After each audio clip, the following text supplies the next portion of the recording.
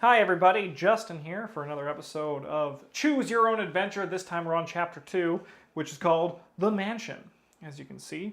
I lost both my bottle of water and my pocket knife on the first one, which is a nightmare.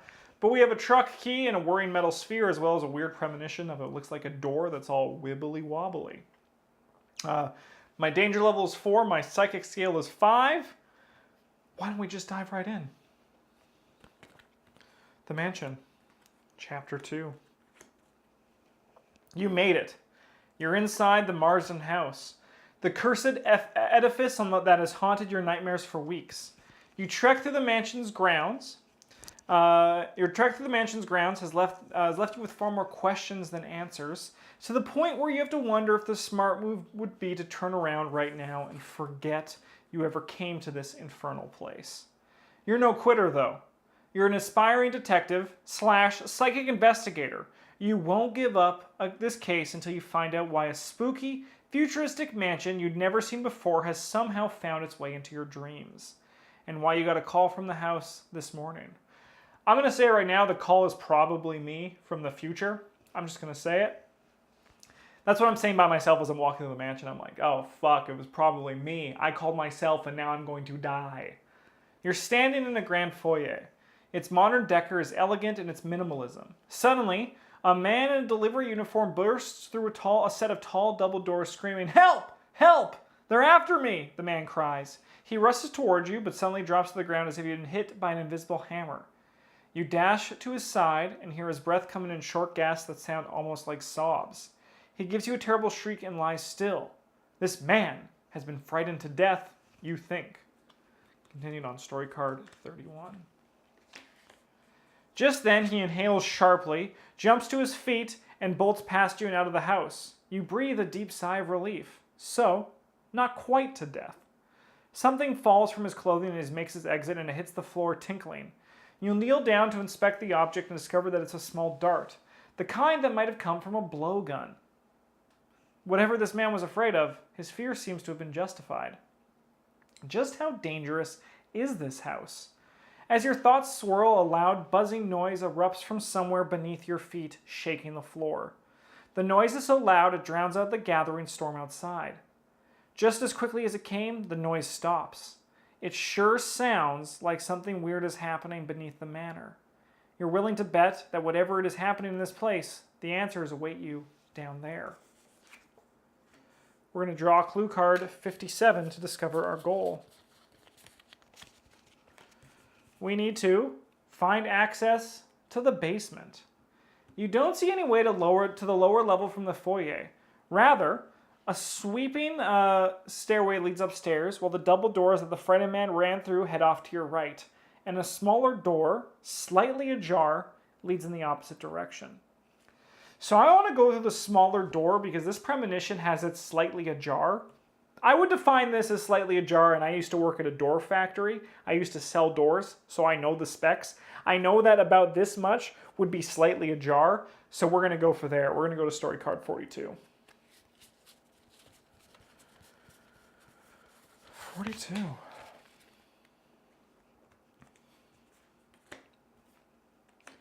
You enter a parlor, which is decorated in a more old-fashioned way than what you've seen of the house so far.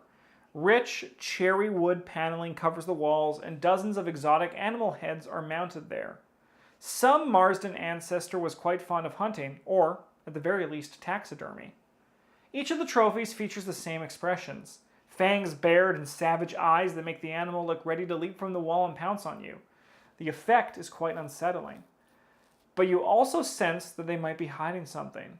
There are 2 ways out of here: an open passage that leads to an adjacent library brimming with books, and a tightly spiraled iron staircase leading up. So we can search the animal heads, and we're going to. So if we fail, we draw clue 41. If we succeed, we draw clue 31. And that's a fail, so we're going to draw clue 41.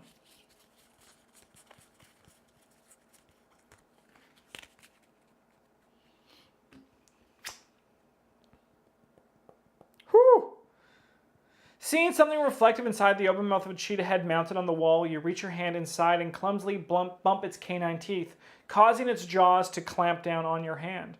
Overcome by searing pain, you struggle to pull it out and succeed escaping with your fingers. Barely. Our danger meter goes up by 4. 1, 2, 3, 4. So we are up at 6 for our danger. So now we can go to the library or climb the staircase. I like books, so we're gonna go to the library. No, we're gonna do the staircase. We're climbing the staircase.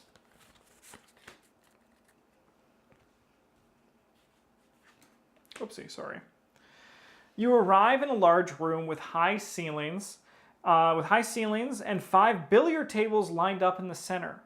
4 of the tables are lit by exquisite lamps suspended above them. Billiard balls are neatly racked on the 5th table, which sits in the shadows as if waiting for a game to begin. A small bar stands against one wall. Atop the bar, 15 overturned crystal glasses are arranged to form a pyramid. There's a weirdly small door on the far side of the room.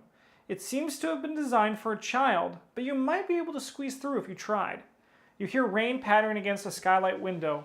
It's nearly dusk outside, and the rain appears to have started in earnest.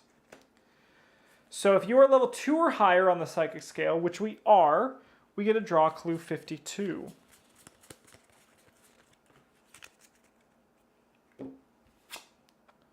Oh no, that's another premonition. This time of something blowing up.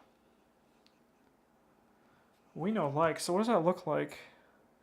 It looks like there's a latch. It kind of looks like it might be like a dresser or a treasure chest, because it looks kind of also like a bed. Because you can see kind of like, here, I'll put it on this one. There's like legs on it and there's a handle, so.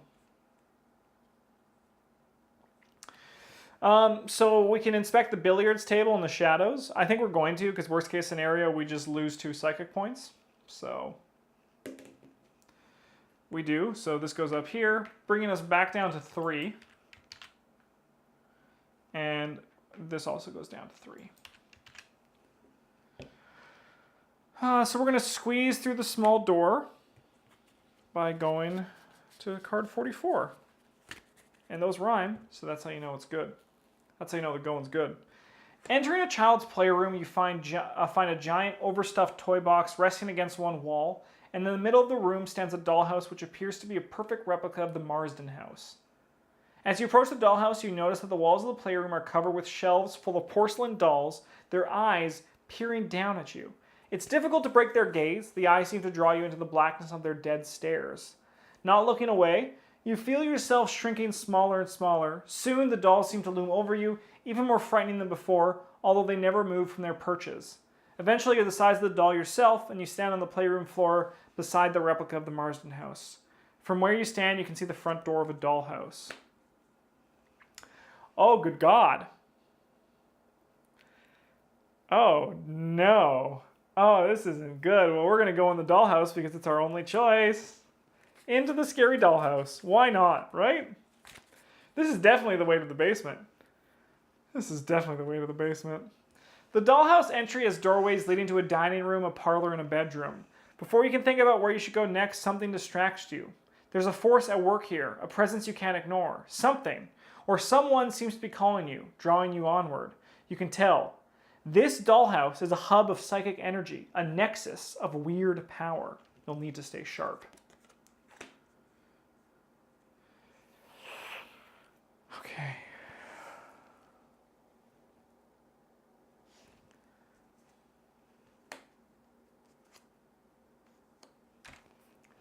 I don't think there's any clues here.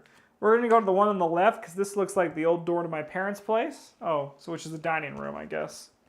35.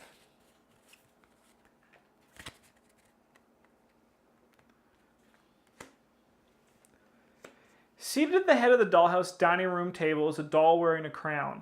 It's a doll king with oddly compelling glass eyes. They sparkle with a kind of dark power. As you look into those eyes, you sense a strange tingle in your mind. This doll is reaching out to you mentally. You don't know why, but you feel that he wants to fight you on the plane of pure thought. Exciting. Amazing. You sense this could help you strengthen your psychic abilities. Around the dining room table, 2 doors lead to other rooms inside the dollhouse. Let's overpower the doll king with our mind. And let's roll good for once. I hate life! Becomes 4. I mean, I'm not going to let this guy win. We're going to do this until we win. Or it's 5 now. Cool, so that was 5 as the difficulty. But we draw clue 56.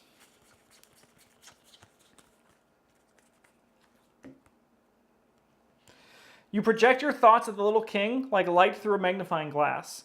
You focus on the doll's mind, narrowing your thoughts into a tight beam. Finally, when you can hardly take any more, the doll blinks. You won. Keep this card. Move forward 2 spaces on the psychic scale. Finish card 35. We're going to go to the bedroom now, which is room 41.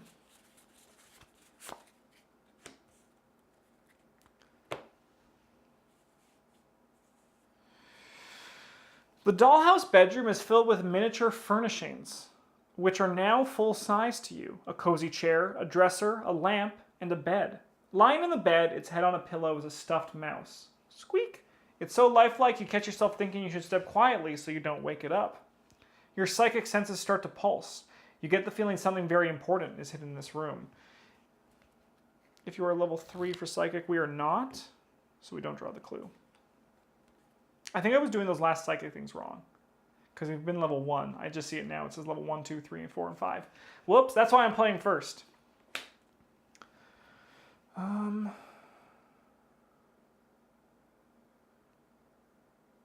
right, well, we're going to go to 57, because we've already done 35.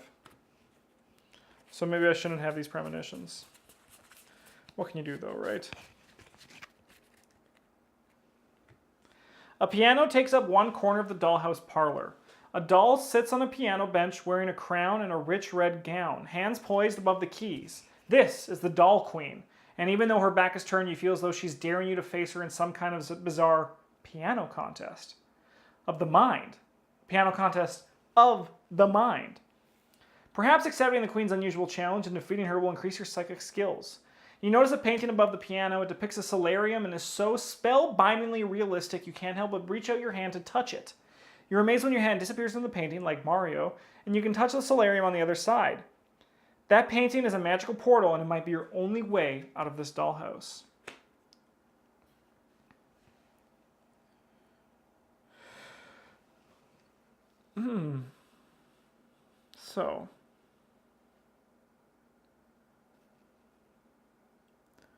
So we can draw clue 30 if we fight her. So if we go to the dollhouse dining room or the bedroom, if you have clue 50 and you want to enter the magical portal, go to draw clue 47. If you do not have clue 50, well, we're going to try to fight her. I can roll a 5 or a 6. Easy. Oh, I did it! We get a draw clue 30. The queen's hands don't move, but you hear incredible piano playing a swirl through the parlor. Oopsie. Now it's your turn. Reaching out to the piano with your brain, you weave notes into an intricate manic waltz, even faster and more beautiful than the queen's. Your music dances throughout the room. The queen's crown falls to the floor. You've bested her. You win. Keep this card and move 2 spaces on the psychic scale, putting us up to a whopping 7. Then we have to finish this card. So we're going to have to do draw clue 55.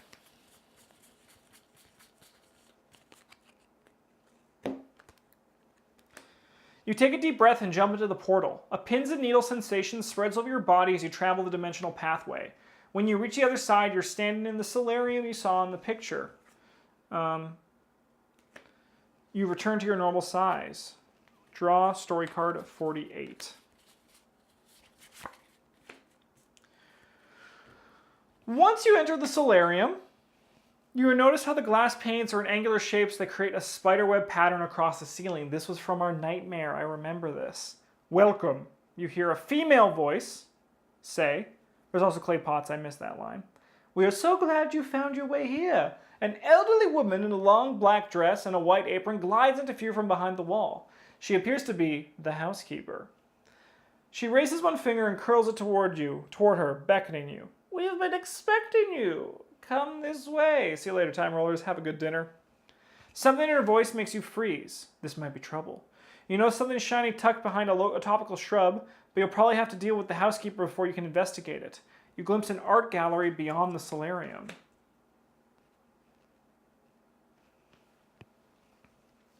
So, optional challenge. Attempt to excuse yourself. If you're a level 2 or higher on the psychic scale, add +1 to your roll in addition to any eyeball challenge booster. Let's do it. So 4 or higher. Ooh, a 3. So we take clue 53.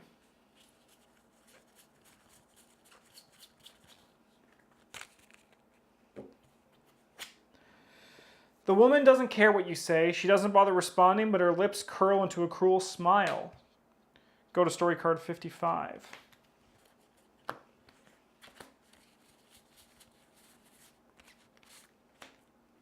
You start to leave, but the woman senses your fear. She smiles again and then begins to fade. You can see right through her now. Oh my god, she's a goose. Her shadowy shape wavers and shifts, billowing like a hazy cloud. In seconds, she has taken on a new form. A Union general. He has a heavy whip in one hand and his other hand is clenched into a fist. The plants around the room grow to become 10 feet tall. Even in the darkness, you can tell they are Venus flytraps. But at this size, they won't be content with flies. The general has a crazed look in his eyes as though he's suffering from a sudden fit of rage. You think you can challenge the authority of Henry Boston? He shouts. He snaps his whip on the floor 3 times and all the giant Venus flytraps move towards you. With every shred of his ghostly power, Marsden snaps the whip at your feet. The force of the violent crack is so mighty it sends you sailing backward, directly into the maw of one of the Venus flytraps. The plant takes 3 quick bites and 1 slow gulp. You no longer exist. We move back 1, so we're down to 6, and we go back to card 48.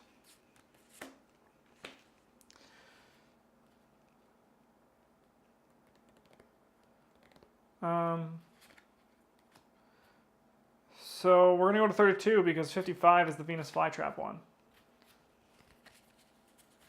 I don't think we're going to try to beat her again, because we're just going to die.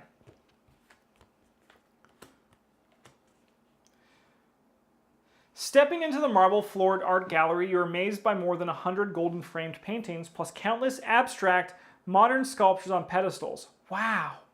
The entire collection must be worth gazillions. Too bad you got no time to admire any of it. You're eager to keep moving. French doors lead to the study and doorway leads outside. You can see a pathway leading to an attached structure that appears to be a mother-in-law apartment. If you're level 2 or higher, which we are, just barely, we gotta draw clue 54. We have another premonition, it's a vault.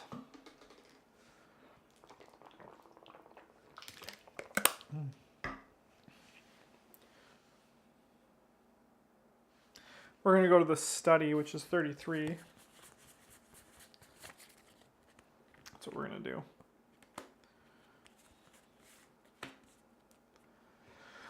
Once inside the study, you are shocked to find 12 pairs of eyes staring at you in outrage. You stop dead in your tracks. There are a dozen shady-looking people, all stuffing briefcases with bundles of cold, hard cash. Literally, they're taking money out of ice-filled coolers. You take another step, and all but one of the guys takes off, suddenly spooked. The last one turns and glares at you. Since he's still holding his briefcase tightly with both hands, you're pretty sure you can take him. You see a hallway on their side of the room that might serve as a quick exit. Yeah, let's fight him. We need a 5 or a 6. Oh, baby! Draw clue 38.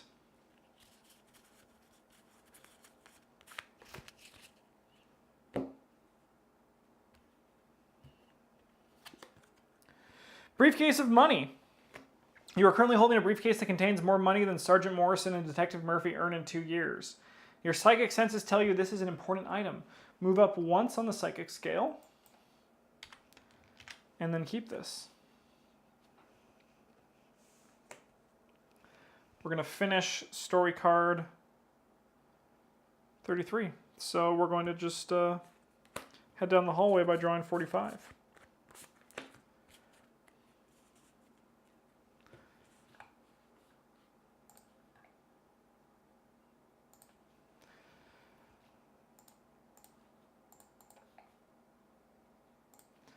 Most of the books lining the walls of the room appear to be first edition of well-known classics. To help reach the tallest shelves, there's a wheeled ladder that can slide across the room. A silver door is on one wall. One book, Introduction to Psychic Dreams, Visions, and Limericks, catches your eye and you wheel the ladder over and climb up to grab it. As soon as you pull the book from the shelf, a catch releases and a hidden door opens on the other side of the room. We are Psychic level 2, so we get another premonition, which is clue 42. This kind of looks like a toilet. Yeah, it's a toilet that's like flooding. So we're running out of room for our premonitions.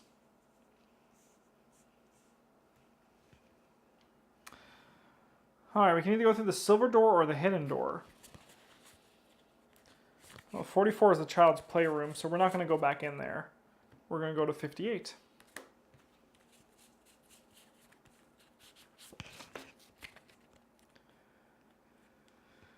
You find yourself in a hallway with no doors. You notice a stairway down, but choose to explore the hallway. When you reach the end of the hallway, you come to a wall of glass with a glass door set into it, which leads to a solarium. We've been here before, haven't we?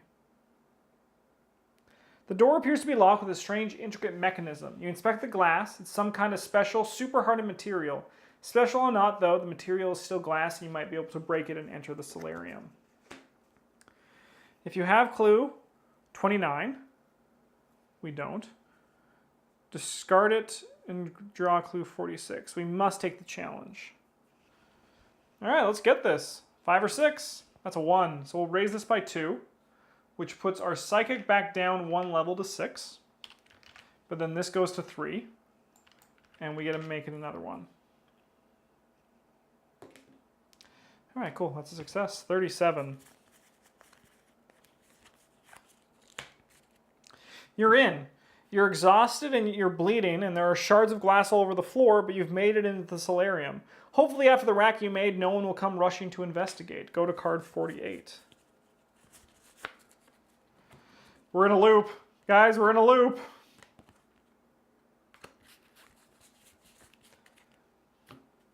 Once you enter the solarium, you notice that there's that elderly woman. So if you're a Psychic level 2 or higher, we're going to challenge her again, because we're not going to get stuck in this loop. So we can add 2 to the 1 to this roll. So we just don't want to roll a 1 and we're fine. What did I say? Game. What did I say? We go to 55. And then on 55,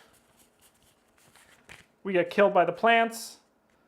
We are officially out of Psychic level 2. We are down to 5.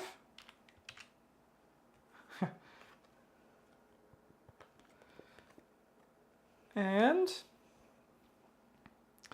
when after we go to 55, we die, because as you're saying, Cheese Viking Games, we die, and we're in hell. All right, let's try to beat her again. But now we have to roll a 3 or higher. There's our 3. We're going to grab clue 39.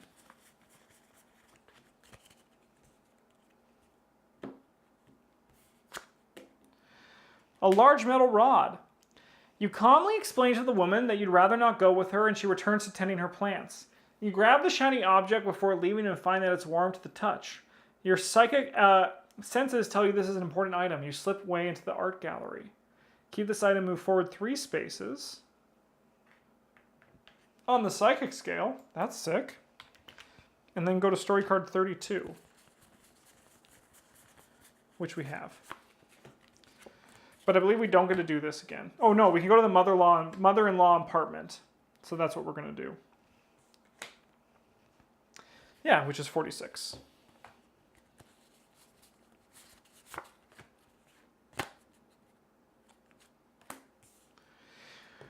You take a pathway. You take the pathway to a wooden apartment with a quaint front porch. No one appears to be home. You try the door and find that it's open. You enter a room that is entirely dark except for one candlelit corner, where you see a leather desk chair turned away from you with someone sitting in it. The chair slowly swirls to reveal a chimpanzee wearing a monocle and holding a ballpoint pen, looking at you square in the eye. Uh-oh. Looks like you interrupted his work. The chimp calmly places his pen on the desk and removes his monocle. He cracks his knuckles and stands up. It's go time. And this chimp is going for you. The chimp pounces. Now let's fight this guy. That's a win. So lower the danger meter by 5, so it's going to go back down to the bottom. After the fight, the chimp scurries away. You notice to your left there is a large metal door which looks completely out of place here. There's also a walkway leading towards what looks like the study in the main house. 33. We've gone to 33. So we're going to go to 60. We got to keep this show on the road. Oh, Chapter 2 goal achieved. You shove the metal door open. When you close it behind you, clang, it sounds like the door to a jail cell slamming shut. You turn to check out where you are. There's an elevator. You get in, press the closed door button, and finally get a moment to catch your breath. You can't believe what you've been through so far, but this elevator should be your ticket to the basement. And that should bring you one step closer to uncovering the mystery of the sounds you heard when you first entered the Marsden house. Now that you know where the elevator is, you wonder if you should go to the basement now or go back to investigate anything you might have missed. I don't think I want to investigate anything. I'm happy with where I am. That's good. I'm good. I'm good. We're going to just go ding and this and then and we're going to go to the basement.